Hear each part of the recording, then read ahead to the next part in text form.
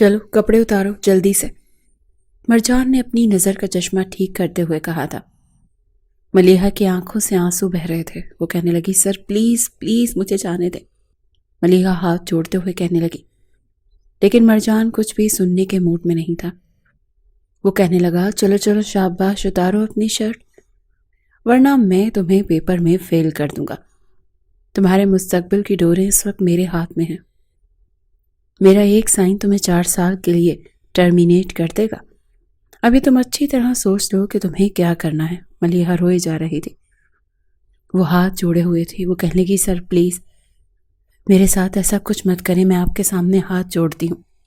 لیکن مرجان کی نظریں بس اس کے پورے وجود پر سفر کر رہی تھی۔ وہ کہنے لگا، میرے اندر کی آگ مزید مت بھڑکاؤ، تمہارے پاس زیادہ وقت نہیں ہے، تمہیں مجھے بھی خوش کرنا ہے اور اپنا بورڈ کا پیپر بھی دینا ہے، اور 10 منٹ تم ضائع کر چکی ہو۔ اپنی گھڑی کی طرف دیکھ کر مرجان نے کہا تھا۔ نظریں اب بھی اس کی یونیفارم کی چست قمیض پر ٹکی ہوئی تھی، جو اس کی رعنائیوں کو چھپانے کے لیے ناکافی تھی۔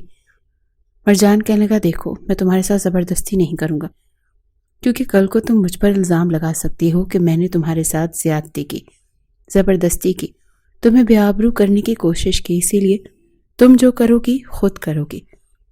گھڑی کی سوئیاں بڑی تیزی سے چل رہی تھی اور ملیحہ کے آنسو اسی رفتار سے بہہ رہے تھے۔ وہ بار بار کبھی گھڑی کو دیکھتی تو کبھی اپنے سامنے کھڑے اس سنگ دل شخص کو، جو کہ اس کے اسکول میں اسے میتھ پڑھاتا تھا۔ پتہ نہیں ایگزامینیشن بورڈ میں وہ کیسے پہنچ گیا تھا۔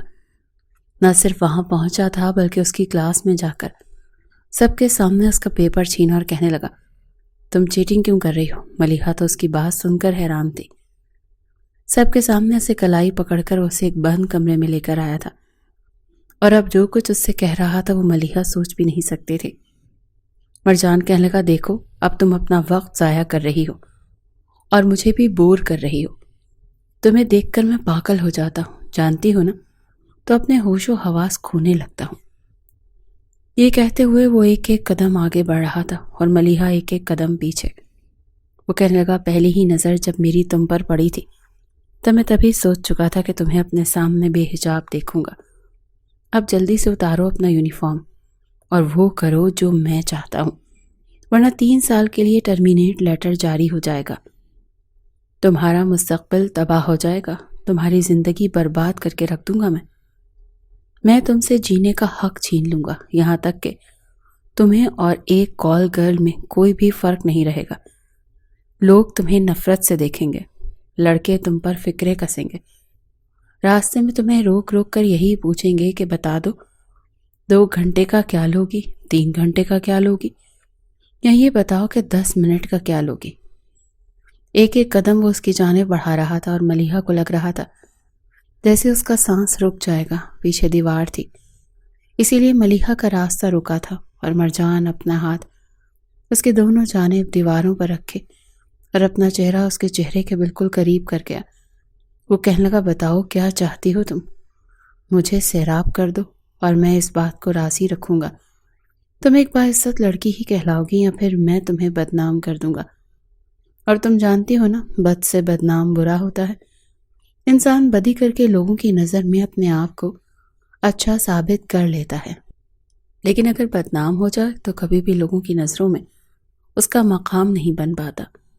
اب یہ تمہارے ہاتھ میں ہے، وقت تمہارے پاس ہے۔ نہیں، یہ کہتے ہوئے وہ اس کے بہتے ہوئے آنسوں کو اپنے رخسار سے صاف کر رہا تھا، اور ملیحہ پوری کی پوری کانپ رہی تھی۔ مرجان کی ہلکی ہلکی شیف اس کے نازک رخساروں اور کسی کانٹے کی طرح چبھ رہی تھی۔ پہلی بار ملیحہ کے قریب کوئی یوں آیا تھا۔ اس کی گرم سانسیں اس کے چہرے پر پڑ رہی تھی اور ملیحہ کو لگ رہا تھا کہ بس اس کا دم نکل جائے گا۔ وہ اپنی عزت گنوانا نہیں چاہتی تھی، نہ ہی وہ اپنا مستقبل داؤ پر لگانا چاہتی تھی۔ فیصلہ کرنا ہی اس کے لیے بہت مشکل ہو رہا تھا، اور اس پر مرجان کی بڑھتی ہوئی جسارتیں اس کی جان نکال رہی تھیں۔ وہ کہنے لگی، سر پلیز مجھ سے دور رہیں۔ وہ کہنے لگا، ایسے کیسے دور رہوں؟ پاگل تو تم نے مجھے ہی کیا ہے۔ ایسا لباس پہن کر آؤ گی تو بڑے بڑوں کا ایمان ڈول جائے گا، اور میں تو پھر مرجان ہوں، ایک کریکٹر لیس ٹیچر۔ اپنی اسٹوڈنٹ پر گندی نظر رکھتا ہوں جو بڑا سخت تھا۔ وہ کہنے لگا میرے پاس وقت نہیں ہے، میں صرف تمہیں 2 منٹ دے رہا ہوں، تیسرے منٹ یا تو تم اپنی شرٹ اتارو گی یا پھر میں تمہیں واپس کلاس میں چھوڑاؤں گا اور تمہیں ٹرمینیٹ کر دوں گا۔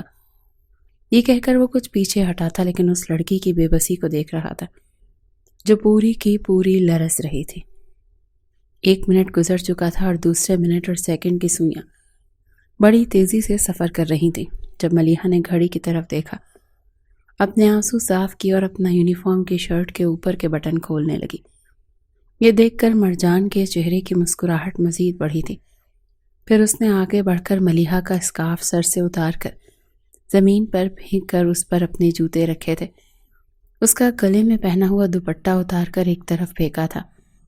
ملیحہ اپنی آنکھیں بند کر چکی تھی اور اب مرجان اس کے یونیفارم کی شرٹ کے اوپر سے ہی۔ مرجان کا آج اس اسکول میں پہلا دن تھا۔ سب سے پہلے پرنسپل کے پاس ہی گیا تھا۔ اس نے کہا تھا کہ آپ 9th اور 10th کلاس کو میتھ پڑھائیں گے اور ابھی آپ میٹرک کلاس میں جائیں۔ اس نے کہا اوکے سر۔ مرجان جیسے ہی 10th کلاس کے اندر داخل ہوا تو سامنے ہی ایک لڑکی وائٹ بورڈ پر بلیک مارکر سے کچھ لکھ رہی تھی۔ مرجان نے دروازے پر دستک دی تو اس نے پلٹ کر دروازے کی طرف دیکھا اور کہنے کی یس کم ان۔ کون ہے آپ؟ وہ کہنے لگا میں اس کلاس میں میتھ کا نیو ٹیچر ہوں۔ وہ لڑکی کہنے لگی لیکن اس کلاس میں تو میرا پیریڈ ہے۔ مرجان یہ سن کر کچھ حیران ہوا۔ وہ کہنے لگا دیکھیں میم مجھے پرنسپل نے اسی کلاس میں جانے کے لیے کہا ہے۔ وہ کہنے لگی ہو سکتا ہے آپ کو سننے میں غلطی ہوئی ہو کیونکہ اس کلاس میں پہلا پیریڈ تو میرا ہوتا ہے۔ مرجان کہنے لگا ایسا کریں آپ پرنسپل سے جا کر پوچھ لیں کیونکہ انہوں نے ہی مجھے یہاں بھیجا ہے۔ وہ کہنے لگی میں کیوں جا کر پوچھوں، یقیناً آپ کو سننے میں غلطی ہوئی ہوگی۔ چلیں آپ اسٹوڈنٹ سے پوچھ لیں۔ جی بتائیے سب اسٹوڈنٹس، پہلا پیریڈ آپ کی کلاس میں کون لیتا ہے؟ سب اسٹوڈنٹس کہنے لگے مس آپ لیتی ہیں۔ مرجان کہنے لگا چلیں ٹھیک ہے، میں دوبارہ پرنسپل سے بات کر لیتا ہوں۔ جیسے ہی اس نے باہر کی جانب قدم بڑھائے تو وہ لڑکی کہنے لگی اصل میں کچھ لوگوں کو شوق ہوتا ہے، جہاں خوبصورت لڑکی دیکھی نہیں لائن مارنے کا موقع ہاتھ سے جانے نہیں دیتے۔ توبہ ہے بھائی، کیا دور آ گیا ہے۔ یہ سن کر مرجان کو بڑا غصہ آیا تھا۔ اس نے پلٹ کر اس لڑکی کو دیکھا۔ وہ کہنے لگا دیکھیں مس، آپ جو کوئی بھی ہیں اپنی زبان کو ذرا سنبھال کر بات کریں۔ مجھے پرنسپل نے اسی کلاس میں آنے کے لیے کہا تھا۔ وہ کہنے کی دیکھیں میں تو ابھی زبان سنبھال کر ہی بات کر رہی ہوں، لیکن آپ شاید اپنے جذبات نہیں سنبھال پا رہے۔ آپ کو نظر نہیں آ رہا کہ کلاس میں ایک ٹیچر پہلے سے موجود ہے؟ آپ کو تو آنا ہی نہیں چاہیے تھا۔ پرنسپل کی بات آپ نے کان کھول کر سنی ہی نہیں ہوگی اور اب آپ خواہ مخواہ میرے سامنے اپنے آپ کو شریف ظاہر کرنے کی کوشش کر رہے ہیں۔ مرجان کو اس لڑکی پر غصہ تو بہت آیا تھا لیکن بہرحال وہ وہاں سے چلا گیا۔ سیدھا وہ پرنسپل آفس میں پہنچ گیا تھا۔ وہ کہنے لگا سر آپ نے مجھے کس کلاس کو پڑھانے کے لیے بھیجا تھا؟ پرنسپل نے پہلے اپنا چشمہ سیدھا کیا اور پھر کہنے لگے سر میں نے آپ کو میٹرک کلاس میں بھیجا ہے۔ وہ کہنے لگے وہاں کوئی اور محترمہ پڑھا رہی ہیں اور کہتی ہیں کہ پہلا پیریڈ وہی لیتی ہیں۔ آپ کو مجھے ڈیٹیلز بتا دینی چاہیے تھی کہ میٹرک کلاس میں ابھی کون سی ٹیچر پڑھا رہی ہیں۔ پرنسپل نے بڑے غور سے مرجان کو دیکھا اور پھر کہنے لگا پہلا پیریڈ تو پچھلے 1 ہفتے سے فری ہے، کوئی بھی نہیں پڑھا رہا کیونکہ میتھ کے ٹیچر کا ہم ارینج کر رہے تھے اور ہو ہی نہیں رہا تھا۔ مرجان نے گہری سانس لی، پھر کہنے لگا آپ میرے ساتھ چلیں۔ پرنسپل بھی اٹھ کر کھڑا ہو گیا۔ دونوں ہی میٹرک کلاس میں پہنچے تو کوئی بھی ٹیچر موجود نہیں تھا۔ سبھی احترام سے کھڑے ہو گئے۔ گڈ مارننگ سر کہنے لگے۔ وہ لڑکی جو وائٹ بورڈ کے پاس کھڑی تھی اور خود کو ٹیچر بتا رہی تھی اب ایک اسٹوڈنٹ کے ساتھ بیٹھی ہوئی تھی۔ یہ دیکھ کر مرجان کے تو تلووں پر لگی اور سر پر جا کر بجھی تھی۔ وہ کہنے لگا یہاں کون ٹیچر آئی تھی؟ سب اسٹوڈنٹس کہنے لگے سر کوئی بھی نہیں۔ انہوں نے مرجان سے کہا یہاں تو کوئی بھی ٹیچر نہیں ہے۔ مرجان نے انگلی سے اشارہ ملیحہ کی طرف کیا تھا۔ وہ کہنے لگا یہ محترمہ تھیں کون ہیں؟ پرنسپل نے کہا ملیحہ رضوان کھڑی ہو جائیں۔ وہ کھڑی ہو گئی تو کہنے لگے سر کیا کہہ رہے ہیں؟ وہ کہنے لگی مجھے تو نہیں پتا، میں نے تو کچھ بھی نہیں کیا۔ سر آئے اور آ کر کلاس کو دیکھ کر واپس چلے گئے۔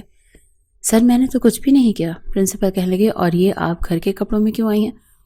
کس نے الاؤ کیا ہے آپ کو؟ وہ کہنے لگی میں نے میم سے بات کر لی ہے، اسی لیے میری آنکھ دیر سے کھلی تھی اور آج ٹیسٹ تھا، اسی لیے میں وہ مس نہیں کرنا چاہتی تھی، اسی لیے فٹافٹ گھر کے کپڑوں میں آ گئی اور میم نے کہا کہ چلو کوئی بات نہیں، آئندہ خیال رکھنا۔ میری میم زاہدہ سے بات ہو چکی ہے، آپ پوچھ لیں۔ یوں بات کر رہی تھی کہ اسے زیادہ معصوم کوئی ہے ہی نہیں۔ پرنسپل نے کہا اچھا بیٹھو۔ پھر کہنے لگے سر یہ ہے آپ کی کلاس اور پہلا پیریڈ آپ یہاں لیں گے. یہ کہہ کر پرنسپل جا چکے تھے اور اپنی آنکھیں پٹ پٹاتے ہوئے ملیحہ نے اپنی ہنسی روک لی تھی. باقی کی کلاس کے بچے بھی دبی دبی ہنس رہے تھے. مرجان بڑے غصے سے ملیحہ کو دیکھ رہا تھا. وہ کہنے لگے ہے یو اسٹینڈ اپ. ملیحہ فوراً سے کھڑی ہو گئی. وہ کہنے لگی یس سر. تو وہ کہنے لگا یہ سب کیا تھا؟ وہ کہنے لگی کچھ بھی نہیں، بس تھوڑا سا مذاق کیا تھا آپ کے ساتھ. آپ تو سیریس ہی ہو گئے. سب بچے ہنسنے لگے. بات اتنی بڑی نہیں تھی کہ مرجان اسے پنش کرتا. وہ کہنے لگا آئندہ ایسے مذاق سوچ سمجھ کر کرنا، کیونکہ میں بہت ہی اسٹرکٹ قسم کا ٹیچر ہوں. چلو بیٹھ جاؤ. یہ کہہ کر مرجان نے میتھ کی سم کروانے شروع کر دیے. کافی ایزی میتھڈ سے بچوں کو سمجھا رہا تھا. اس کی پہلی کلاس تھی، اسی لیے چاہتا تھا کہ جتنی اچھی پرفارمنس وہ دے سکتا ہے وہ دے. بڑی مشکل سے اس اسکول میں اسے جاب مل رہی تھی. اس وقت اسے جاب کی اشد ضرورت تھی اور یہاں پر سیلری بھی اچھی خاصی مل رہی تھی. کلاس ختم ہونے کے بعد وہ 9th کلاس میں چلا گیا اور اس کے بعد چھوٹی دوسری کلاسز میں. پورا دن یوں ہی گزر گیا تھا. یہ اسکول شہر کے نامور اسکولز میں سے ایک تھا اور یہاں پر پڑھنے والے بچے بھی زیادہ تر امیر گھرانوں کے تھے. اسی لیے یہاں ٹیچر بھی کافی تعلیم یافتہ اور ویل مینرز رکھے گئے تھے. اسٹوڈنٹ کو ٹیچر کے بارے میں اپنی رائے دینے کا پورا حق دیا جاتا تھا.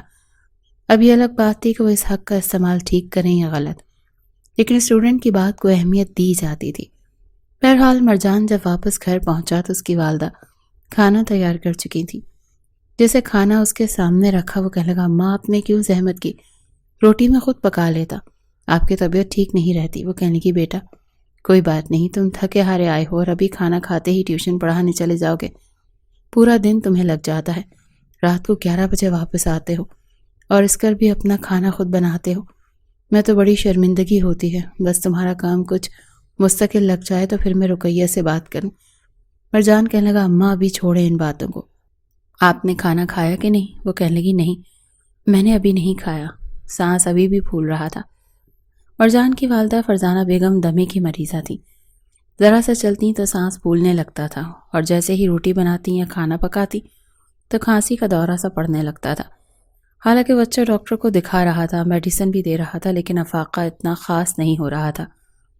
دوسری طرف فرزانہ بیگم کو یہ فکر تھی کہ اپنی ہی زندگی میں مرجان اور علیزہ کے فرض سے سبکدوش ہو جائیں. علیزہ مرجان کی چھوٹی بہن تھی اور کالج میں پڑھتی تھی. وہ بی اے کے آخری سال میں تھی. مرجان گھر آ کے بس کھانا ہی کھاتا تھا اور چلا جاتا تھا. پھر رات 11 بجے تک ہوم ٹیوشن پڑھاتا، تبھی جا کر گھر کا خرچہ چلتا تھا. کافی مہینوں سے وہ بے روزگار تھا اور اب اس کی ایک اچھے اسکول میں جاب لگی تھی. پرنسپل اس کی کارکردگی سے کافی خوش نظر آیا تھا. وہ کافی سنجیدہ مزاج قسم کا لڑکا تھا. آج بھی وہ کلاس لے رہا تھا جب اسے یہ محسوس ہوا جیسے کوئی دھیمے دھیمے لہجے میں باتیں کرنے میں مصروف ہے. اس نے ایک نظر پوری کلاس پر ڈالی. سب وائٹ بورڈ کی طرف متوجہ تھے. کسی کو بھی دیکھ کر یہ نہیں لگ رہا تھا کہ وہ باتیں کر رہا ہے. مرجان نے دوبارہ سے پلٹ کر وائٹ بورڈ پر سمجھانا شروع کر دیا. ایک دم سے چپس کھانے کی آواز آئی. اس نے پلٹ کر دیکھا تو تبھی ملیحہ نے اپنا منہ زور سے بند کیا تھا. لگ رہا تھا جیسے اس کے منہ میں کچھ ہے. مرجان چلتا ہوا اس کے پاس آ گیا. وہ کہنے لگا یو اسٹینڈ اپ. وہ کھڑی ہو گئی تو کہنے لگا منہ کھولو. اب تو ملیحہ کی جیسے جان نکلی تھی. وہ کب سے اپنی برابر والی کلاس فیلو نشا سے باتوں میں مصروف تھی اور ساتھ ساتھ چپس بھی کھا رہی تھی. مرجان کی کلاس میں بے حد خاموشی ہوتی تھی. ذرا سی آہٹ بھی صاف سنائی دیتی تھی. اس نے کہا کچھ کہا ہے میں نے تم سے؟ تم کیا کلاس کو اپنا گھر سمجھ رکھا ہے؟ کس کی اجازت سے تم کھا رہی ہو؟ وہ کہنے لگی سر وہ صبح ناشتہ نہیں کیا تھا. وہی معصومیت بھرا لہجہ. لیکن مرجان اس کے لہجے اور معصومیت کو اچھی طرح سے سمجھتا تھا. وہ کہنے لگا شٹ اپ. تم ناشتہ کر کے آئی ہو یا نہیں آئی یہ میری ذمہ داری نہیں ہے. آئندہ میری کلاس میں اگر تم کچھ کھاتی ہوئی نظر آئیں تو میں تمہیں کلاس سے باہر نکال دوں گا. ساری کلاس کے سامنے ملیحہ کو مرجان نے بہت برے طریقے سے ڈانٹا تھا. ساری کلاس کے سامنے ملیحہ کو اپنی بے عزتی سی محسوس ہوئی تھی. لیکن یہ بے عزتی اس پر زیادہ دیر اثر انداز نہیں رہتی تھی. وہ ایک غیر سنجیدہ قسم کی لڑکی تھی. کلاس ختم ہونے کے بعد نشا نے اس سے کہا دیکھو یہ دوسرے ٹیچرز کی طرح نہیں ہے جو تمہاری غیر سنجیدہ عادت کو نظر انداز کریں. میں تمہیں پہلے ہی کہہ رہی ہوں کہ مت کھاؤ. وہ کہنے لگی میں تو کھاؤں گی اور ان کے پیریڈ میں ہی کھاؤں گی اور دیکھ لینا یہ مجھے کچھ بھی نہیں کہیں گے. نشا کہنے لگی یہ تھپڑ تمہارے منہ پر پڑ جائے گا سر کے ہاتھ سے. وہ کہنے لگی اچھا تم نے مجھے شاید بہت ایزی لے رکھا ہے. ابھی ملیحہ نے اپنا جلوہ دکھایا ہی کہاں ہے.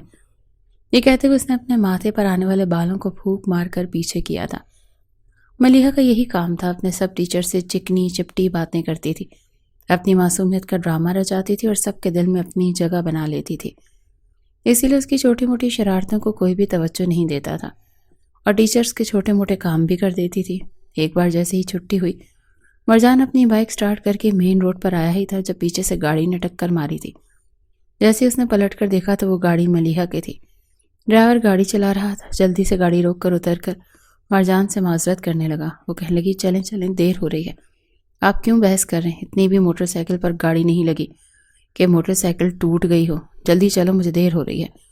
ملیحہ کا اس طرح کا لہجہ اور بات سن کر مرجان کو غصہ آیا تھا۔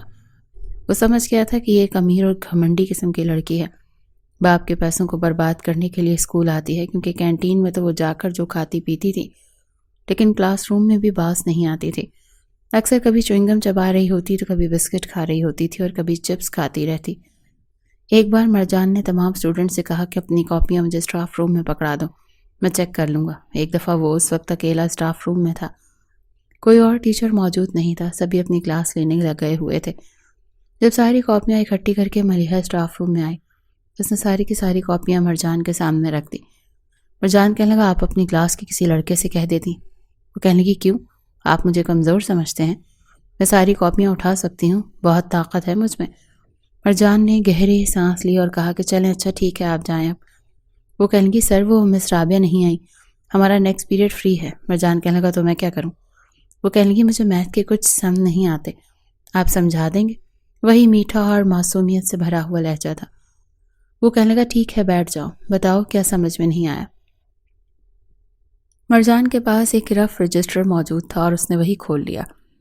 ملیحہ نے اسے 2-3 سوال بتائے، وہ اسے سمجھا رہا تھا، لیکن وہ مرجان کی شکل دیکھے جا رہی تھی اور مرجان کو محسوس ہوا کہ جیسے وہ لڑکی رجسٹر کے بجائے اس کے چہرے پر توجہ دے رہی ہے۔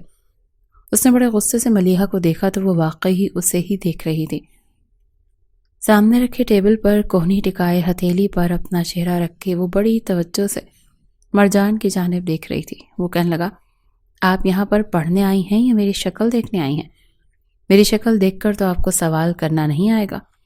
وہ کہنے لگی کہ سر، آپ کو شاید برا لگ گیا، میں واقعی سوال سمجھ رہی تھی۔ وہ کہنے لگا، ٹھیک ہے، مجھے یہ سالو کر کے دکھائیں۔ مرجان نے رجسٹر اس کے سامنے رکھا، اس نے 5 منٹ کے اندر اندر سارا سوال کر کے دکھا دیا۔ مرجان حیران تھا کہ وہ لڑکی توجہ سے سمجھ نہیں رہی تھی، تو پھر اس نے سوال کیسے سالو کیا؟ اس نے اندازہ لگایا یہ لڑکی اتنی کم عقل نہیں ہے، اگر محنت سے پڑھے تو اچھا پڑھ سکتی ہے۔ ملیحہ کہنے لگی، سر مجھے سب آتا ہے۔ وہ کہنے لگا، اگر سب آتا ہے تو مجھے کیوں سمجھانے کے لیے کہا؟ وہ کہنے لگی، وہ تو میرا کوئی اور مقصد تھا سر، آپ مجھے بہت اچھے لگتے ہیں، آپ کے ساتھ وقت گزارنا مجھے بہت اچھا لگتا ہے۔ یہ بات سن کر مرجان نے اسے گھور کر دیکھا۔ وہ کہنے لگا، اٹھو یہاں سے اور اپنی کلاس میں جاؤ، بدتمیز لڑکی۔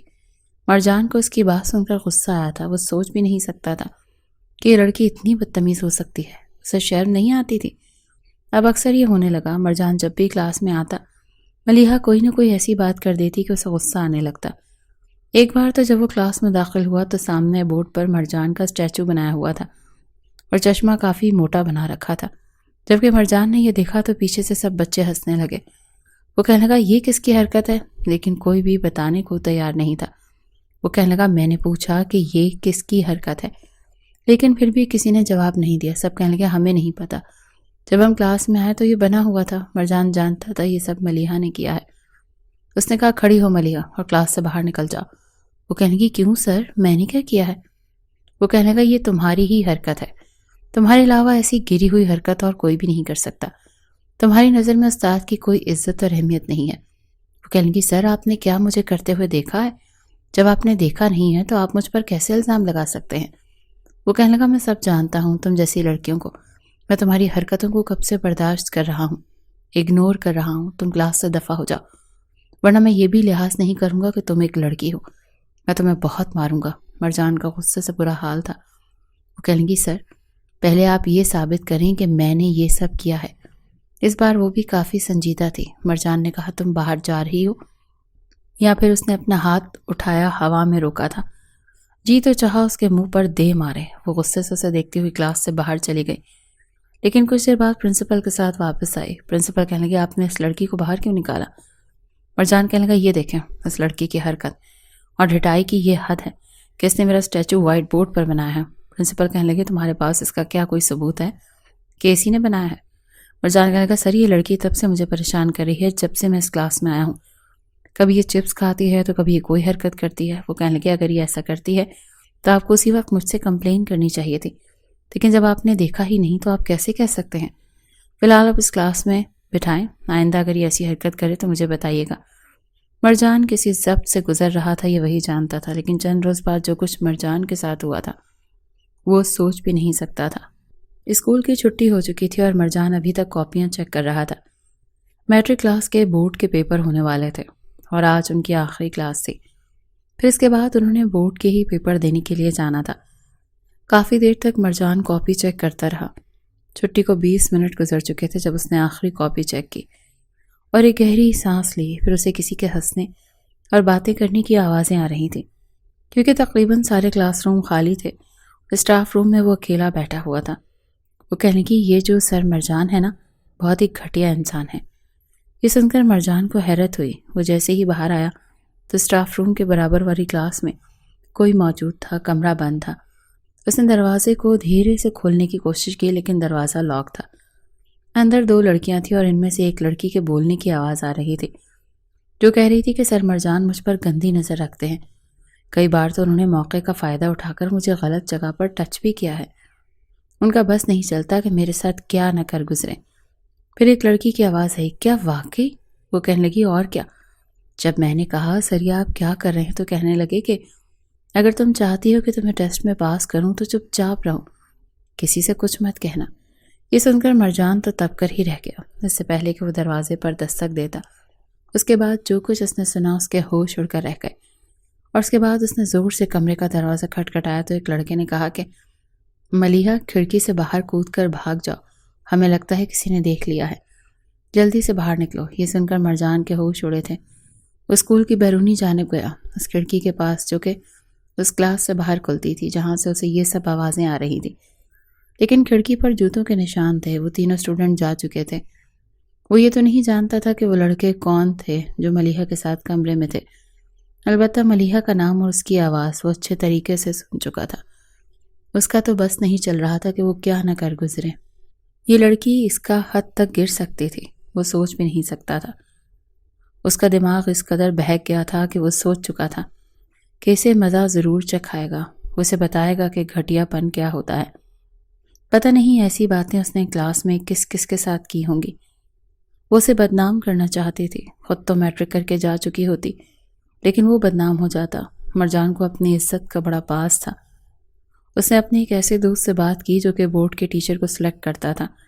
جس اسکول میں میٹرک کلاس کے بورڈ کے پیپر تھے وہ وہیں پہنچا تھا اور پہلے پیپر میں پہنچ جاتا اور ملیحہ کی کلائی پکڑ کر اسے ایک کمرے میں لے آیا تھا۔ اپنے دوست سے وہ پہلے ہی کہہ چکا تھا اور ساری بات بھی بتا چکا تھا، اس کے دوست نے بھی اس کا ساتھ دیا، اور اب وہ ملیحہ کو کمرے میں لیا اس کے کیے کی اسے سزا دینا چاہتا تھا۔ وہ اسے اکیلے میں لے جا کر سمجھا بھی دیتا اور اسے اچھا خاصا ذلیل بھی کر دیتا، لیکن اگلے روز اس نے جب ملیحہ سے بات کرنا چاہی تو اس سے پہلے ہی کلاس روم میں اس نے ایک بار پھر کچھ ایسے الفاظ سنے تھے جس کے بعد مرجان کے غصے کی کوئی انتہا نہ رہی۔ وہ اپنی محبوب ماں کے ساتھ ناشتہ کیے بغیر ہی اسکول آ چکا تھا۔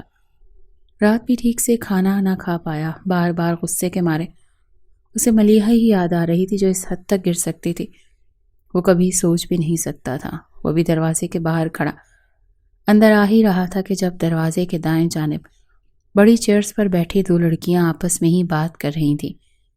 کہنے لگیں کیا تمہیں پتا ہے سر مرجان تو اس ملیحہ کے دیوانے ہو چکے ہیں، اسے تو پیپرز کی پرواہ ہی نہیں ہے نا، ان کے ساتھ ہنس کر 2 باتیں کرے گی اور وہ اسے پاس کر دیں گے۔ توبہ توبہ، سر کو تو ذرا بھی شرم نہیں ہے۔ اگر میرے پیرنٹس کو پتہ چلا کہ اسکول کا ماحول ایسا ہو چکا ہے اور یہاں پر مرجان سر جیسے سر آ چکے ہیں تو وہ تو مجھے اسکول سے ہی نکلوا دیں گے۔ ان کی باتیں سن کر رہی صحیح کسر بھی نکل چکی تھی۔ مرجان کو یہ نوکری پہلے ہی بڑی مشکل سے ملی تھی، اب تک وہ ایک مناسب نوکری کی تلاش میں ہی ادھر سے ادھر بھٹکتا رہا تھا، اور اب جب وہ عزت کی روٹی کمانا چاہتا تھا، سر پر ماں اور بہن کی ذمہ داریاں الگ سوار تھی، تو ایسے میں اس لڑکی نے مرجان کو بدنام کرنا شروع کر دیا تھا۔ مرجان جیسے شخص کے لیے یہ بات ہضم کرنا آسان نہیں تھی، اور یہی وجہ تھی کہ وہ آج اسے کلاس روم میں بند کر چکا تھا۔ جہاں باقی کے اسٹوڈنٹس موجود تھے وہاں سے یہ کمرہ کافی دور تھا، کوئی بھی ملیحہ کی سسکیوں کو نہیں سن پا رہا تھا۔ وہ گھبراتے ہوئے سر کو دیکھتے ہوئے یہ کہہ رہی تھی کہ میں نے کچھ نہیں کیا، پلیز میرے ساتھ کچھ بھی مت کریں، میں وعدہ کرتی ہوں میں دوبارہ آپ کے ساتھ کسی بھی طرح کا کوئی مذاق نہیں کروں گی، میں تو آپ کی طرف دیکھوں گی بھی نہیں، ویسے بھی میرا یہ آخری سال تو ہے اس اسکول میں وعدہ کرتی ہوں آپ کو میری شکل کبھی دیکھنے کو بھی نہیں ملے گی، پلیز۔ وہ روتے ہوئے اپنی شرٹ کے اوپر کے بٹن کھول رہی تھی کہ اس کے ہاتھ وہیں پر رک گئے۔ مرجان نے جب اس کے رکتے ہاتھوں کو دیکھا تو اگلے ہی پل ساتھ پڑی ہوئی کرسی پر پڑے ڈنڈے کو اٹھا لیا اور ڈنڈا اس کے ہاتھ پر مار دیا۔ اس کی انگلیاں سرخ ہو چکی تھی، کہنے لگا جلدی کرو، تمہاری یہ ساری مزاحمتیں، یہ صفائیاں اب میرے کسی کام کی نہیں ہیں، جلدی کھولو۔ مرجان ٹانگ پر ٹانگ چڑھائے بیٹھا یہ منظر دیکھ رہا تھا جب روتے ہوئے اس نے سارے بٹن کھول دیے تھے۔ ایک نظر مرجان نے اس کو دودھیا رنگت پر ڈالی، بلا شبہ اس بات میں کوئی شک نہیں تھا کہ وہ بے حد حسین تھی، اور اس وقت جس حالت میں وہ اس کے سامنے تھی اگر مرجان کی جگہ کوئی اور شخص ہوتا تو بے قابو ہو کر اس پر ٹوٹ پڑتا، لیکن وہ تو اس لڑکی سے بدلہ لینا چاہتا تھا۔ وہ اپنی جگہ سے اٹھا اور آگے بڑھ کر اپنا ہاتھ اس کی گردن پر رکھ دیا اور اس کی گردن کو مضبوطی سے اپنے ہاتھوں میں جکڑ رہا تھا، یہاں تک کہ اس سے سانس لینا بھی دوبھر ہو گیا۔ وہ سانس نہ لینے کی وجہ سے ہانپ رہی تھی، آنکھوں سے آنسو گر رہے تھے۔ اس سے پہلے کہ وہ رحم کی بھیک مانگتی، مرجان نے اس کے لبوں کو اپنی گرفت میں لے لیا۔ وہ دوہری اذیت سے دوچار ہو رہی تھی جب ایک ہی جھٹکے سے مرجان نے اس کی شرٹ کو کھینچ کر الگ کیا تھا۔ اس کے لبوں پر کفل لگا چکا تھا، چاہ کر بھی وہ کچھ بول نہیں پا رہی تھی جب مرجان نے اپنی شدتیں اس پر لٹانی شروع کر دی۔ ایک پل کو وہ یہ بھی بھول چکا تھا کہ وہ بدلہ لینے کے لیے اس لڑکی کے قریب آیا ہے۔ اس پر جنون سوار ہو چکا تھا، ہر ایک چیز کو بھولے وہ اس کے ساتھ حدود تجاوز کرتا چلا گیا۔ تکلیف اور اذیت کیا ہوتی ہے وہ سب کچھ اس وقت ملیحہ محسوس کر رہی تھی۔ وہ چیخنا چاہتی تھی، چلانا چاہتی تھی، مدد کے لیے پکارنا چاہتی تھی، لیکن اس کی ہچکیاں اس کے حلق میں ہی دم توڑ رہی تھی۔ پورا وجود کانپ رہا تھا، لیکن مرجان جیسا بھرپور مرد جو عمر میں اس سے 12 سال بڑا تھا اس پر اپنی شدتیں لٹاتا جا رہا تھا۔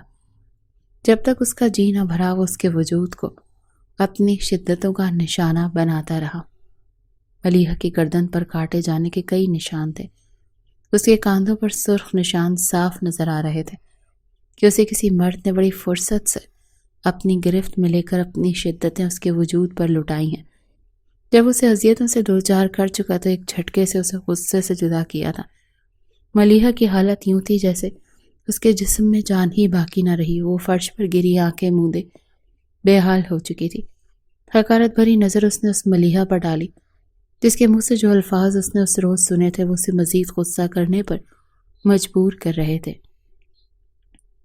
مرجان نے اسے اس حالت میں تڑپتا دیکھا تو ذہن میں وہی الفاظ پھر سے گونجنے لگے جو اس نے سنے تھے جب ملیحہ کہہ رہی تھی کہ سر تو موقع ڈھونڈتے ہیں مجھے ٹچ کرنے کا، جب بھی اسٹاف روم میں جاؤ مجھے اپنی باہوں میں بھر کر کتنی ہی بار میرے ساتھ حدود سے گزرنے کا سوچ چکے ہیں، یہ تو میں ہوں جو ان کو دور رکھے ہوئے ہوں، ورنہ وہ تو میرے ساتھ پیسے دے کر بھی یہ سب کچھ کرنے کو تیار تھے۔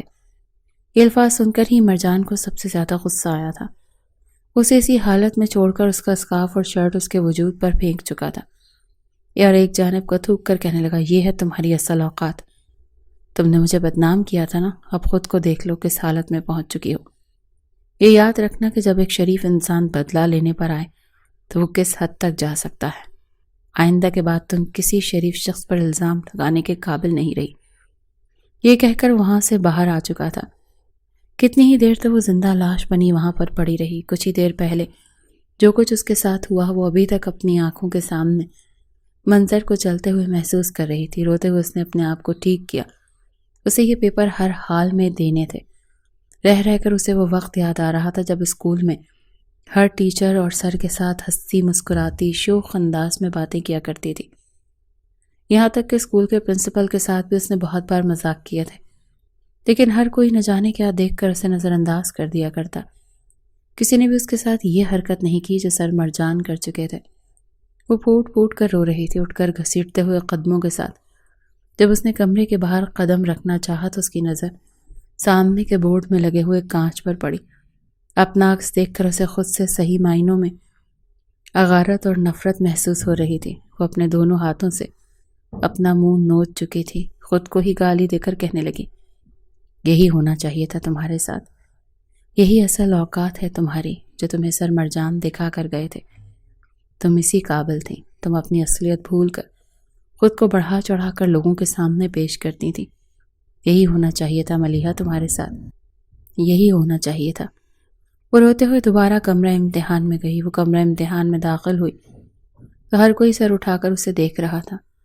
وہ شوخ انداز و مسکراہٹ اس کے چہرے سے شاید ہمیشہ ہمیشہ کے لیے اب غائب ہو چکی تھی۔ آج سے پہلے کسی نے بھی اسے اس قدر سنجیدہ نہیں دیکھا تھا۔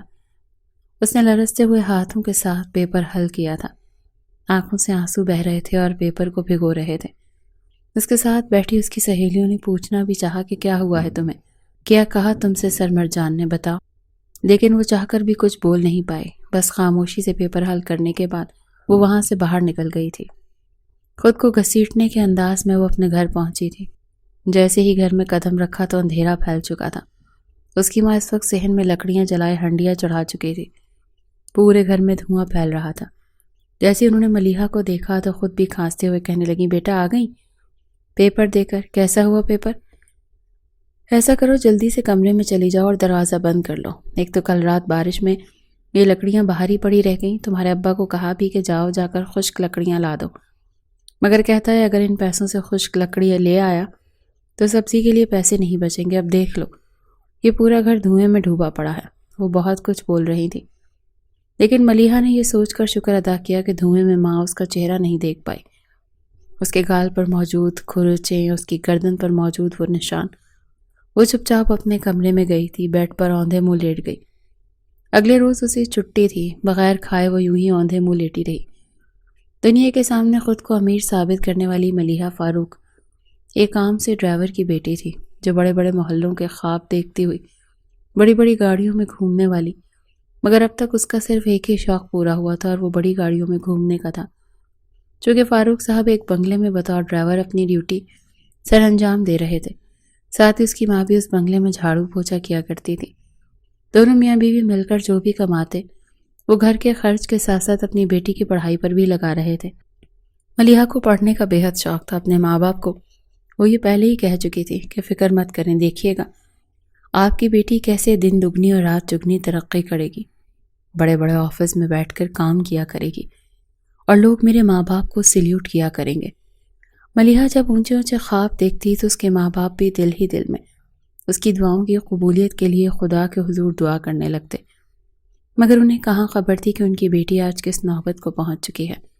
صرف اور صرف اپنے مذاق اور شوخ مزاجی کی وجہ سے وہ پہلے تو گھٹنوں پر سر رکھے کتنی ہی دیر روتی رہی۔ اس نے کیا اس قدر سر مرجان کو تنگ کیا تھا کہ وہ اس حد تک گر سکتے تھے؟ جیسے جیسے اس کا دماغ ٹھنڈا ہوا وہ سوچنے لگی۔ جب اس نے خود کو آئینے میں دیکھا تو اسے ایک بار پھر اپنی گردن پر مرجان کا لمس محسوس ہونے لگا، جب وہ اس کے کان کے قریب آ کر کہہ رہا تھا، کیا کہا تھا تم نے؟ میں نے تمہیں گندی نظروں سے دیکھا، تمہیں ٹچ کیا، مجھے بدنام کرنا چاہتی تھی تم۔ آج میں تمہیں کسی شریف کے قابل نہیں چھوڑوں گا۔ یہ الفاظ بار بار اس کے ذہن میں گونج رہے تھے۔ وہ بھلے ہی آج تک ٹیچروں کو تنگ کرتی آئی تھی، لیکن اس نے کبھی بھی اس انداز میں کسی سے بات نہیں کی تھی، نہ ہی سر مرجان کو بدنام کرنے کی کوشش کی تھی۔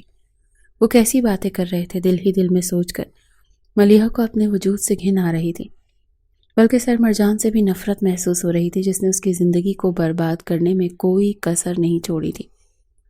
وہیں مرجان جب اپنے گھر گیا تو کافی پرسکون دکھائی دے رہا تھا۔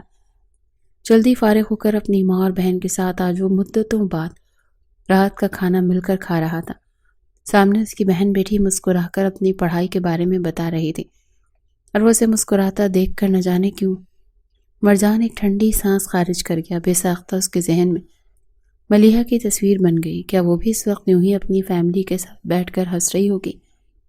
یہ سوچ کر جب مرجان کے دل میں آئی تو وہ اگلے پل ماتھے پر بل ڈال چکا تھا۔ حقارت پھر سے پنپنے لگی۔ سوچنے لگا وہ اسی قابل تھی، اس جیسی لڑکیوں کے ساتھ یہی ہونا چاہیے جو کسی شریف خاندان کی لگتی ہی نہیں ہے۔ بے حیا کہیں کی، کھانا کھا کر کچھ دیر اپنی ماں اور بہن کے ساتھ بیٹھنے کے بعد وہ کمرے میں جا چکا تھا، لیکن وہ ساری رات اس کی کروٹیں بدلتے گزر گئی۔ اگلے 2 روز ایسے ہی بے چینی سے گزرے۔ تیسرے روز وہ ایک بار پھر ہال میں ڈیوٹی دے رہا تھا۔ جب باقی اسٹوڈنٹس کمرے میں آئیں تو ملیحہ بھی وہیں پر آئی تھی، بالکل خاموش، سر جھکائے، چپ چاپ۔ وہ اپنی سیٹ پر بیٹھی تھی۔ وہاں پر اس اسکول کی باقی لڑکیاں بھی موجود تھیں۔ ایک لڑکی جس کا نام مہجبین تھا، اس نے سر کو اپنے قریب راؤنڈ لگاتے دیکھا تو اگلے پر ہنس کر کہنے لگی، سر کون سی سزا دی ہے آپ نے ملیحہ کو؟ جب سے آپ اسے بازو سے کھینچ کر باہر لے کر گئے ہیں اس دن کے بعد سے تو اس کو جیسے چپ لگ گئی ہے، ورنہ اتنے سالوں میں، گزشتہ 10 سالوں سے ہم اس لڑکی کو جھیلتی آ رہی ہیں، لیکن یہ لڑکی تو اچھے اچھوں کو سیدھا کر دیتی تھی۔ ساتھ ہی کچھ فاصلے پر بیٹھی ہوئی ملیحہ کے تو ہاتھ پاؤں نیلے پڑنے لگے جب مرجان نے بھی دبی دبی غراہٹ کے ساتھ کہا، ایسا سبق یاد کروایا ہے کہ اگلے آنے والے 10 سالوں میں بھی نہیں بھولے گی، دوبارہ کسی کا تماشا بنانے سے پہلے 10 بار سوچے گی۔ اس کے ہاتھ ایک بار پھر لرز رہے تھے۔ بڑی مشکل سے اس نے پیپر حل کیا تھا۔ سر مرجان کے تو وجود سے بھی اسے خوف آ رہا تھا۔ وہ وہی لڑکی مہجبی ایک طنزیہ نظر اس پر ڈالنے کے بعد ہنسی تھی۔ نہ جانے کیوں سے ملیحہ کو اس حالت میں دیکھ کر کافی خوشی محسوس ہو رہی تھی۔ جلدی سارے بورڈ کے پیپر ختم ہو چکے تھے اور آخری بار تمام لڑکے لڑکیوں کو ایک بار پھر اسکول میں گیٹ ٹوگیدر کیا گیا تھا، لیکن ملیحہ نہیں گئی تھی۔ جب سے 10ویں کلاس میں آئی تھی اس نے اس آخری گیٹ ٹوگیدر کا بڑا پلان بنا رکھا تھا کہ ٹیچرز کو یوں تنگ کرنا ہے، سب ٹیچرز کو ان کی پوری عادات بتا کر اسٹیج پر ڈرامہ پیش کرنا ہے۔ وہ اچھا خاصا ڈرامہ پلان کر چکی تھی، لیکن آج یہ اسکول بالکل بے رونق تھا۔ 10ویں کلاس کے لڑکے لڑکیاں سبھی موجود تھے، مگر ان میں ملیحہ نہیں تھی۔ یہاں تک کہ پرنسپل نے بھی کہہ دیا کہ ملیحہ کہاں ہے۔ ملیحہ کے بغیر تو یہ محفل بالکل بے رونق لگ رہی ہے۔ یہاں تک کہ ملیحہ کو کال بھی کی گئی، لیکن وہ اپنا نمبر بند کر چکی تھی۔ نہ جانے کیوں مگر اس روز مرجان کو بار بار وہ وقت یاد آیا تھا۔ اندر ہی اندر اسے اب پچھتاوا ہو رہا تھا۔ وہ خود سے ہی سوال کرنے لگا کہ کہیں اس نے اس لڑکی کو اس کی غلطی سے بڑھ کر سزا تو نہیں دیتی۔ اسے ڈانٹ کر بھی تو سمجھا سکتا تھا، یا پھر اس کے ماں باپ کو بلاتا۔ اس کا باپ بھائی تو لازمی ہوگا، اسے بلا کر اس کی اصل حقیقت بتاتا۔ دل و دماغ کی جنگ میں وہ پوری طرح سے ڈسٹرب ہو کر رہ چکا تھا۔ تبھی مرجان کو یہاں پر اس کا ایک عزیز دوست کہہ رہا تھا کہ ان دونوں تو ویسے بھی اسکول میں چھٹیاں ہو چکی ہیں، اگر تم چاہو تو سیٹھ صاحب اپنے بچوں کو پڑھانے کے لیے ایک ٹیوٹر کو ڈھونڈ رہے ہیں، تنخواہ بھی اچھی دیں گے۔ جیسے ہی مرجان نے یہ سنا تو سب کچھ بھول بھال کر کہنے لگا، ہاں ہاں کیوں نہیں، میری وہاں بات چلا دو۔ ویسے بھی ان دنوں مجھے پیسوں کی اشد ضرورت ہے، جانتے تو ہو ہمارے گھر کے حالات، اماں کی دوائیاں دن بدن مہنگی ہوتی جا رہی ہیں، آئے روز کوئی نہ کوئی ٹیسٹ ہوتا رہتا ہے، پھر بہن کی ذمہ داری بھی میرے سر پر ہے۔ سوچ رہا ہوں کہ خود سے پہلے اپنی بہن کے فرض سے سبکدوش ہو جاؤں۔ اگلے روز ہی وہ اپنے دوست کے ساتھ سیٹھ صاحب کے گھر پہنچ چکا تھا۔ گھر نہیں تھا بلکہ محل تھا۔ محل ایک نظر جب اس نے اس گھر پر ڈالی تو جیسے ستائشی نظروں سے اس بنگلے نما گھر کو دیکھتا ہی رہ گیا اور ایک ٹھنڈی سانس خارج کر کے رہ گیا۔ بے شک میرا اللہ کسی کو رزق دے کر آزماتا ہے تو کسی کو اس سے محروم کر کے پل پل خواہشوں سے ترستا ہوا، بے شک وہ ذات تو بہترین عطا کرنے والی ہے۔ نہ جانے کیوں مگر اسے اندر ہی اندر کچھ ایسی شرمندگی سی محسوس ہو رہی تھی کہ خدا کا نام لیتے ہوئے بھی اسے خوف آ رہا تھا۔ فجر کی نماز پڑھنے والا مرجان کے روز سے مصلے پر کھڑا نہیں ہو پایا تھا۔ اسے خوف آتا تھا، بلا شبہ اس نے ایک لڑکی کے ساتھ غصے اور انتقام کی آڑ میں بہت کچھ غلط کر دیا تھا۔ وہ اسی سوچ میں گم سیٹھ صاحب کے سامنے حاضر ہوا جو انتہائی خوش اخلاق شخص تھے۔ انہوں نے اپنے بچوں سے ملوایا جو کہ 9 کلاس کے اسٹوڈنٹ تھے۔ تنخواہ بھی وہ اسکول کے مقابلے میں صرف 2 گھنٹے انہیں پڑھانے پر اچھی خاصی دے رہے تھے۔ یوں سیٹھ صاحب نے مرجان سے کہا، آپ کو ٹرانسپورٹ کی فکر کرنی نہیں چاہیے، میرا ڈرائیور روز آپ کو آپ کے گھر سے لے آیا کرے گا اور آپ کو چھوڑ بھی آئے گا۔ مرجان خوش ہو چکا تھا۔ کچھ دیر وہاں پر بیٹھنے کے بعد اس نے بچوں کو پڑھایا اور پھر ڈرائیور کے ساتھ گھر کی طرف چل دیا۔ ایک روز جب مرجان ڈرائیور کے ساتھ گاڑی میں آ رہا تھا تبھی ڈرائیور کے فون پر کال آنے لگی۔ ہیلو، ہاں بیٹا کیا ہو گیا؟ سب خیر تو ہے؟ ارے بیٹا رو کیوں رہی ہو؟ تمہاری اماں کو کیا ہو گیا بتاؤ؟ گاڑی کو بریک لگ چکی تھی۔ ڈرائیور کی یہ بات سن کر مرجان بھی چونک گیا تھا۔ اسے یہ تو پتا تھا کہ ڈرائیور کے ساتھ آتے جاتے ہوئے کہ وہ اس کے ساتھ بات چیت بھی کرتا رہتا تھا۔ اسے اپنے جیسے مڈل کلاس لوگ بے حد پسند تھے۔ اسے یوں پریشان دیکھ کر کہنے لگا کیا ہوا انکل، سب خیر تو ہے؟ ڈرائیور کہنے لگا اگر آپ کو پریشانی نہ ہو تو میں گاڑی کو اپنے گھر کی طرف موڑ لوں، میرا گھر یہیں پاس میں ہے، میری بیوی بے ہوش ہو گئی ہے، میری بیٹی بہت رو رہی ہے، پتہ نہیں کیا ہو گیا اسے۔ مرجان نے فوراً انہیں گاڑی اپنے گھر کی طرف لے جانے کا کہا۔ پریشانی تو اسے بھی ہو چکی تھی، گاڑی ایک بوسیدہ سے گھر کے باہر آ کر رکی جس کا دروازہ بھی زنگ آلود تھا۔ فوراً ڈرائیور اتر کر گھر کے اندر گیا۔ وہ گاڑی میں ہی بیٹھا پریشان حال اسے دیکھ رہا تھا جب گھر کا دروازہ کھلا اور اس ڈرائیور اور ایک نوجوان لڑکی نے ایک عورت کو تھام کر باہر لائے۔ فوراً اس عورت کو فرنٹ سیٹ پر ساتھ بٹھایا۔ مرجان کی نظریں تو اس عورت پر رکی ہوئی تھیں جو گہرے سانس لے رہی تھی، مگر جیسے ہی اس کی نظر روتی ہوئی آواز پر پڑی تو کان میں ایک بار پھر وہی سسکیاں گونج گئیں جو ملیحہ کی تھیں۔ کرنٹ کھا کر اس نے سامنے دیکھا۔ عام سے لباس میں ملبوس ملیحہ نے رو رو کر اپنی آنکھیں سرخ کر لی تھیں۔ وہ روتے ہوئے کہہ رہی تھی ابا، امی کو کچھ نہیں ہوگا نا؟ میں آپ کے ساتھ چلوں؟ پتہ نہیں کیا ہو گیا اماں کو، مجھے ڈر لگ رہا ہے۔ اس کی نظریں تو ملیحہ کے چہرے پر ہی مرکوز رہ چکی تھی جب ملیحہ کا باپ کہنے لگا بیٹا کچھ نہیں ہوگا، تمہاری ماں کو ابھی ڈاکٹر کے پاس لے کر جائیں گے، وہ ٹھیک ہو جائیں گی۔ ملیحہ کو وہ گھر ہی چھوڑ چکے تھے۔ جب ملیحہ نے بیک سیٹ پر دیکھا سر مرجان کو بیٹھے تو اس کی بھی آنکھیں وہیں پر پتھرا چکی تھی۔ اس نے کبھی سوچا بھی نہیں تھا کہ سر مرجان کو کبھی وہ اپنے سامنے دیکھ سکے گی، وہ بھی اپنے ہی باپ کے ساتھ۔ اس کے چہرے کی ہوائیاں اڑ چکی تھی جو مرجان سے بھی ڈھکی چپی نہ رہ سکی۔ گاڑی فوراً گلیوں سے نکل کر اسپتال کی طرف روانہ ہو چکی تھی جب اس نے فاروق صاحب کو دیکھا اور کہا کہ آپ ہاسپٹل ہی چلیے، میں آپ کے ساتھ جاؤں گا، میرا وہاں پر ہاسپٹل میں جاننے والا ایک دوست ہے، آپ کی بیوی کا چیک اپ جلدی ہو جائے گا۔ وہ جلدی اسپتال پہنچ چکے تھے۔ اثر و رسوخ استعمال کرتے ہوئے علاج بھی جلدی شروع کر دیا گیا تھا۔ گرمی کی وجہ سے سانس کی جکڑن تھی جو بے ہوشی کا باعث بنی تھی، کمزوری کی وجہ سے وہ بے ہوش ہو چکی تھی۔ فاروق نے اور مرجان کا شکریہ ادا کیا تو وہ اگلے پل ان کا ہاتھ پکڑ گیا، پھر تھکے ہوئے الفاظ میں کہنے لگا آپ کے بچے کتنے ہیں؟ فوراً اپنی آنکھوں میں آئے آنسوؤں کو صاف کر کے فاروق کہنے لگا کہ بیٹا تم سے کیا چھپانا، اللہ تعالیٰ نے ایک ہی بیٹی عطا کی جو مجھے میری جان سے بڑھ کر عزیز ہے، لاڈ پیار بہت دیا ہے، آج تک اس کی کسی خواہش کو رد نہیں کیا، سینے سے لگا کر پالا ہے اپنی بچی کو، اس کو پڑھنے کا بہت شوق رکھتی ہے۔ پھر میں نے اپنے صاحب سے بات کی تو انہوں نے بھی کہا جس اسکول میں میرے بچے پڑھتے ہیں تم بھی اپنی بچی کو وہیں پڑھاؤ۔ تو اسکول کے پرنسپل سب ہی جانتے ہیں کہ یہ میری بچی تھی، ہونہار بھی بہت ہے، پڑھ لکھ کر بڑا نام کمانا چاہتی ہے۔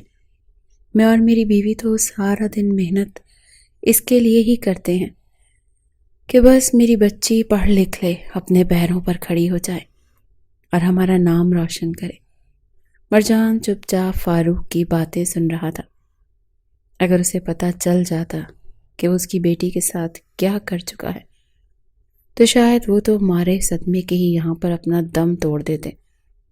مرجان ان سے الوداع لے کر وہاں سے چلا تو آیا مگر اس کا رخ اپنے گھر کی طرف نہیں تھا بلکہ فاروق کے گھر کی طرف تھا۔ وہ گھر میں اکیلی بیٹھی ہاتھ میں تسبیح لیے اپنی ماں کے لیے دعا کر رہی تھی جب دروازے پر دستک ہونے لگی۔ گھبراتے ہوئے اس نے بغیر پوچھے دروازہ کھول دیا تھا، یہی سمجھی کہ شاید دروازے پر ابا ہی ہوں گے، مگر سامنے مرجان کو دیکھ کر اس کے ہوش اڑ چکے تھے۔ اس کی آنکھوں کی پتلیاں تو جیسے پھرنے لگی۔ جلدی سے اس نے دروازہ بند کرنا چاہا مگر مرجان اندر آ چکا تھا۔ کہنے لگا خبردار کوئی ڈرامہ مت لگانا۔ وہ سہم کر دور ہٹی، روتے ہوئے کہنے لگی آپ کیا چاہتے ہیں؟ آپ کتنا برباد کریں گے مجھے؟ کیا من نہیں بھرا مجھے نوچ نوچ کر کھانے کے بعد آپ کا؟ اب کیا میرے باپ کے سامنے مجھے رسوا کرنا چاہتے ہیں؟ مرجان نے اس کے لبوں سے یہ سنا تو وہ بھی بپھر چکا تھا۔ کہنے لگا شرم آنی چاہیے تمہیں، تمہارے ماں باپ کتنے نیک ہیں، شریف ہیں، دونوں تمہاری پڑھائی کی خاطر دن رات ایک کر رہے ہیں، محنت کر رہے ہیں، اور تم اسکول میں یہ بتاتی پھرتی ہو کہ تم کوئی بہت ہی امیر کبیر باپ کی بیٹی ہو۔ اپنا نخریلا انداز دیکھا ہے تم نے؟ اگر تمہارے باپ کو پتہ چل جائے کہ تمہاری حقیقت کیا ہے تو جانتی ہو وہ جیتے جی مر جائیں گے۔ مرجان کی بات پر فوراً وہ تڑپ اٹھی تھی، کہنے لگی میں نے کب کہا کہ میں امیر باپ کی بیٹی ہوں؟ میں نے آپ سے کب کہا کہ میرا باپ امیر ہے؟ بتائیے، مجھے اسکول کا وہ بچہ بتائیے جس نے یہ کہا ہو۔ چلے جائیں یہاں سے، ورنہ میں شور مچا کر لوگوں کو اکٹھا کر لوں گی۔ ایک بار پھر میں آپ کو اپنے آپ کے ساتھ کھیلنے نہیں دوں گی۔ صرف اور صرف اپنی تسکین کی خاطر آپ نے میرا استعمال کیا، مجھ پر جھوٹے الزام لگائے۔ گرے ہوئے انسان ہیں آپ۔ میں تو یہ دعا کرتی ہوں کہ خدا ہر لڑکی کو آپ جیسے شخص کے شر سے محفوظ رکھے۔ وہ دھکے مار کر مرجان کو گھر سے نکال چکی تھی، اور مرجان چاہ کر بھی کچھ نہ کہہ پایا۔ وہ واپس گھر چلا آیا تھا۔ اگلے روز جب وہ سیٹھ صاحب کے بچوں کو پڑھانے کے لیے گیا تو وہاں پر اس کی ملاقات فاروق صاحب سے ہوئی تھی۔ بار بار ذہن میں ملیحہ کا روتا چہرہ اور وہ انداز گھوم رہا تھا۔ وہ ملیحہ کی آواز تھی، وہ خود سے ہی ہم کلام ہوا تھا۔ کچھ عرصے بعد میٹرک کا رزلٹ آ چکا۔ جب یہ خبر سامنے آئی کہ باقی سب تو پاس ہو چکے مگر ایک اسٹوڈنٹ ہے، مہجبین، جو کہ فیل ہو چکی ہے اور دوبارہ سے اسی اسکول سے میٹرک کرنے کے لیے آ چکی ہے۔ وہ اور اس کے ساتھ موجود وہ لڑکی اور ایک لڑکا بھی فیل ہوا تھا۔ ایک بار جب مرجان پڑھا رہا تھا تو اسے اسی لڑکی کی آواز آئی جو سر مرجان کی آواز نکال کر بات کر رہی تھی۔ مرجان کو اپنی ہو بہو آواز سن کر حیرت ہوئی۔ پلٹ کر اس نے دیکھا اور کہنے لگا کون ہے؟ کس نے ابھی یہ آواز نکالی؟ کلاس کے بچے جو پہلے ہی اس لڑکی سے تنگ تھے کہنے لگے سر یہ مہجبین ہے، عجیب ہی لڑکی ہے نا، خود نہ خود پڑھتی ہے اور نہ ہمیں پڑھنے دیتی ہے، یہ تو ہر ٹیچر اور ہر اسٹوڈنٹ کی آواز نکال لیتی ہے۔ مرجان کے سر پر تو جیسے دھماکہ ہوا کہ کئی لمحات اس کی آنکھوں کے سامنے سے گزر گئے۔ اس نے کتاب وہیں رکھی اور اس لڑکی کو اپنے سامنے بلایا، پھر کہنے لگا میری آواز نکالو۔ اس نے ہچکچاتے ہوئے سر کی آواز نکالی تھی۔ اس کے بعد وہ دھیرے دھیرے باقی سب کی آوازیں بھی اس سے نکلوانے لگا۔ آخری نام اس نے ملیحہ کا لیا تھا کہ تم ملیحہ کی آواز نکال سکتی ہو؟ اس نے سوالیہ نظروں سے سر کو دیکھا اس سے پہلے کہ وہ کچھ بولتی۔ مرجان نے ایک زوردار تھپڑ اس کے منہ پر مارا تھا۔ پوری کلاس کے سامنے وہ چیخ چیخ کر پوچھ رہا تھا مجھے سچ سچ بتاؤ ورنہ اچھا نہیں ہوگا۔ وہ رو رہی تھی، معافی مانگ رہی تھی، مگر مرجان پوری کہانی سمجھ چکا تھا۔ اسے الگ اسٹاف روم میں لے گیا اور وہاں پر یہ سوال کیا تو خوف کے مارے وہ سب کچھ بتانے پر مجبور ہو گئی۔ اس کے ساتھ موجود لڑکی کو بھی مرجان کے ہاتھ لگے تو روتے ہوئے وہ بھی سب کچھ بتا چکا تھا کہ یہ شروع ہی سے ملیحہ سے جیلس ہوتی آئی ہے۔ یہی وجہ ہے کہ اس نے یہ سب کچھ کیا تاکہ ملیحہ کو سب کی نظروں میں گرا سکے اور خاص کر آپ کی نظروں میں گرا کر اسے اسکول سے نکلوا سکے۔ مرجان کے تو سر پر جیسے بم پھٹ چکا تھا۔ یہ اس نے کیا کر دیا تھا؟ اگلے ہی پل اس نے جا کر اسکول کے پرنسپل سے بات کی۔ بلا شبہ وہ امیر کبیر باپ کی بیٹی تھی، مگر اسے اسکول سے نکلوا دیا گیا تھا۔ 4 سال تک کہیں بھی اب آگے پڑھ نہیں سکتی تھی۔ مرجان تھکے ہارے قدموں سے گھر لوٹا۔ آنکھوں سے آنسو تھے جو مسلسل بہہ رہے تھے کہ اس نے ایک معصوم بے قصور لڑکی کو اس غلطی کی سزا دی تھی جو اس نے کی ہی نہیں تھی۔ وہ پھوٹ پھوٹ کر روتے ہوئے بس سب کچھ ٹھیک کرنا چاہتا تھا۔ اگلے ہی روز اس نے اپنی ماں کو یہ فیصلہ سنایا کہ وہ اب شادی کرنا چاہتا ہے۔ فرزانہ بیگم کہنے لگیں اچھا، میں تو یہ خبر سننے کو ترس چکی تھی، کل ہی جا کر میں علیزہ کا ہاتھ مانگتی ہوں۔ مگر وہ کہنے لگا کہ علیزہ نہیں، ملیحہ، میں ملیحہ سے شادی کروں گا۔ اس نے جو کچھ کیا تھا وہ روتے ہوئے اپنی ماں کو بتا گیا، جسے سننے کے بعد اس کا ہاتھ بھی سیدھا اپنے سینے پر گیا تھا۔ کہنے لگی بیٹا یہ کیا کر دیا تم نے؟ بہتر یہی ہے کہ وہ لڑکی ہماری بہو بنے۔ اگلے روز وہ رشتہ لے کر ان کے ہاں پہنچ چکے تھے۔ جب اتنے اچھے با اخلاق لڑکے کا رشتہ فاروق صاحب نے اپنی بیٹی کے لیے دیکھا تو وہ خوش ہوئے تھے، لیکن کہنے لگے کہ بیٹا تم عمر میں میری بچی سے کافی بڑے ہو اور میں اپنی بیٹی کی مرضی کے خلاف کوئی فیصلہ نہیں کروں گا۔ جب ملیحہ کو پتہ چلا کہ مرجان سر کا رشتہ ہے تو وہ انکار کر چکی تھی، کہنے لگی کہ نہیں، میں کبھی بھی اس سے شادی نہیں کروں گی۔ وہ کسی بھی طور مرجان سے ملنا نہیں چاہتی تھی۔ یہ مرجان کی ماں تھی جس نے اکیلے کمرے میں لے جا کر اس سے بات کرتے ہوئے اسے سمجھایا تھا، مرجان کا پیغام دیا تھا، جسے سننے کے بعد وہ پہلے سے بھی زیادہ ٹوٹ کر بکھر چکی تھی۔ وہ اپنا چہرہ ہاتھوں میں چھپا کر رونے لگی، کہنے لگی مجھے تو لگا تھا شاید میرا ان سے یہ مذاق کرنا انہیں مجھ سے بدلہ لینے پر مجبور کر گیا، لیکن اب جب یہ حقیقت سامنے آئی تو میں مر کر بھی ان سے شادی نہیں کروں گی۔ یہ کہتے ہوئے وہ اپنا رخ موڑ چکی تھی۔ مرجان کی ماں کمرے سے باہر نکل آئی۔ فاروق صاحب کا اور بیوی کا یہی دل تھا کہ وہ مرجان کو اپنا داماد بنائے۔ اصل غصہ تو اسے محجبین پر آ رہا تھا جس کی وجہ سے یہ سب کچھ ہوا تھا۔ اگلے ہی روز وہ اپنے گھر سے باہر نکلی تھی، ہاتھ میں ایک چیز چھپائے وہ محجبین کے گھر کے باہر آ کر کھڑی ہو گئی۔ اس وقت اس کے ساتھ کوئی بھی نہیں تھا۔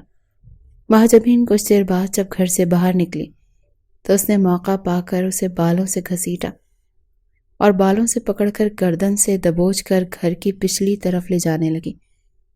وہ چیختی ہوئی مدد طلب کر رہی تھی مگر اس نے اسے زور سے دیوار میں مارا تھا اور اگلے ہی پل اس کے سینے پر بیٹھ کر کینچی کی نوک اس کی گردن کے پاس لے کر گئی اور تھپڑ مار کر بولی کہ بتاؤ کیا یہ سارا کیا دھرا تمہارا تھا؟ گھبراتے ہوئے پہلے تو نفی کرنے لگی، لیکن پھر خوف کے مارے کہنے لگی کہ ہاں، میں تم سے جلتی تھی، تبھی یہ سب کچھ میں نے کیا، لیکن اب مرجان صاحب نے مجھے سزا کے طور پر نکال دیا ہے۔ غصے اور انتقام میں اس کی آنکھوں میں بدلہ اتر آیا تھا۔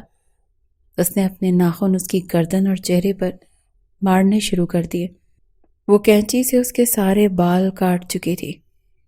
کہنے لگی کہ تمہاری وجہ سے میرے ساتھ اتنا بڑا حادثہ ہو گیا، یہی سزا ہے تمہاری۔ اسے گنجا کر کے وہیں چھوڑ کر جا چکی تھی۔ مرجان تک بھی یہ خبر پہنچی۔ کچھ روز بعد ہی ملیحہ کی ماں کا انتقال ہو چکا تھا۔ مرجان اور اس کی ماں بھی اس وقت ان کے گھر میں موجود۔ مرجان کی ماں بہن نے اسے بہت سنبھالا تھا۔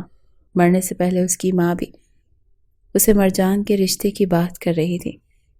پھر ایک بار جب انہوں نے مرجان کے لیے ملیحہ کا ہاتھ مانگا تو صرف اور صرف اپنے ماں باپ کی خوشی کی خاطر وہ ہاں کر چکی تھی۔ کچھ ماہ بعد ہی وہ رخصت ہو کر مرجان کے گھر چلی گئی۔ مرجان نے اسے اپنی بیوی بنانے کے بعد ہاتھ جوڑ کر اس سے معافی مانگی تھی۔ وہ گھٹنوں کے بل بیٹھ کر اسے کہہ رہا تھا کہ جو سزا دینا چاہو دے سکتی ہوں، میں اف تک نہیں کروں گا۔ بھلے ہی عمر میں بڑا تھا لیکن ملیحہ نے اسے کوئی خاص جواب نہیں دیا۔ اس کی بیوی ہونے کے ناطے اس گھر کی ذمہ داریاں بھی سنبھال رہی تھی۔ مرجان نے اس کا ایڈمیشن بھی کالج میں کروا دیا تھا۔ وقت کے ساتھ ساتھ زخم بھرنے لگے۔ سب کچھ غلط فہمی کی بنیاد پر ہوا۔ سنی سنائی بات پر عمل کر کے اس نے اگر ملیحہ کی زندگی برباد کی تھی تو وہ آج اسے اپنا بھی چکا تھا۔ جیسے جیسے اس بات کی سمجھ ملیحہ کو آئی تو اس نے اپنا رویہ مرجان کے ساتھ ٹھیک کر لیا، اور مرجان نے پوری کوشش کی تھی کہ وہ اس کا شوخ اور چنچل پن واپس لا سکے، اور اس میں کسی حد تک کامیاب بھی ہو چکا تھا۔ وہ ہنستی کھلکھلاتی شرارتیں کرتی۔ ملیحہ دوبارہ سے اسے واپس مل چکی تھی۔ اب اس کے گھر میں ملیحہ کے قہقہے بکھرتے تھے، اور وہ ان قہقہوں کو سن کر اب خود کو خوش قسمت تصور کرتا تھا۔ دوبارہ اس نے بھول کر بھی کبھی ملیحہ کو ان اذیتوں سے دوچار نہیں کیا تھا جن سے وہ اسکول کی خالی روم میں ہوئی تھی۔ آج بھی جب وہ ملیحہ کے قریب آتا تو ملیحہ کا پورا وجود اس کی محبت سے سرشار ہو جایا کرتا تھا۔